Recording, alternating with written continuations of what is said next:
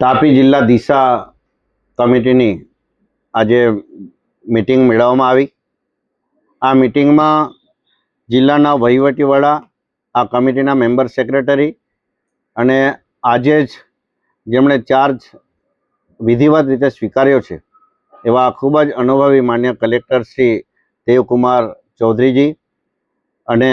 જિલ્લાના માન્ય ડીડીઓ શ્રી, અમારા ડીઆરડીએ નિયામક અધિકારી શ્રી અને અમારા જિલ્લાના વરિષ્ઠ માન્ય ધારાસભ્ય શ્રી મોહનભાઈ ઢોડિયાજી, મોહનભાઈ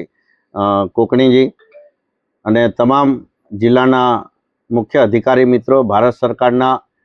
આ દિશા કમિટીને લગતા અધિકારી મિત્રો હાજર રહ્યા અને જિલ્લાના જરૂરિયાતવાળા કામોને વેગ આપતી બાબતોને ચર્ચા કરીને 3 મહિને મળીને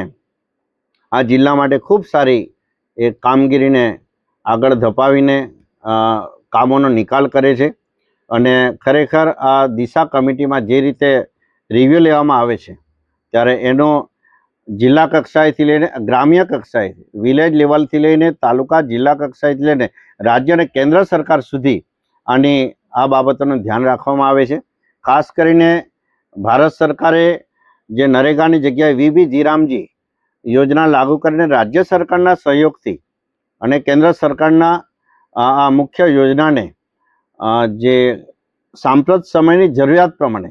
જિલ્લાની કોઈ પણ બાબતને આવરી લઈ એવા પ્રકારનું જે આયોજન છે વીબી જીરામજીમાં, ત્યારે એનો પણ ખૂબ સારી રીતે અમલ જિલ્લામાં થાય અને આની તમામ પ્રકારની જે ભૌતિક સુવિધા છે, આકસ્મિક સમયે જ્યારે કુદરતી હોનારત થાય કે વોટર હાર્વેસ્ટિંગ કે એન્વાયરમેન્ટને લગતી તમામ કામગીરીનો આમાં મુખ્યત્વે સમાવેશ કરવામાં આવ્યો છે અને એ યોજનાની પણ વિસ્તૃત માહિતી આજે આપવામાં આવી છે। ખેતીના સમયે જ્યારે આ 60 દિવસ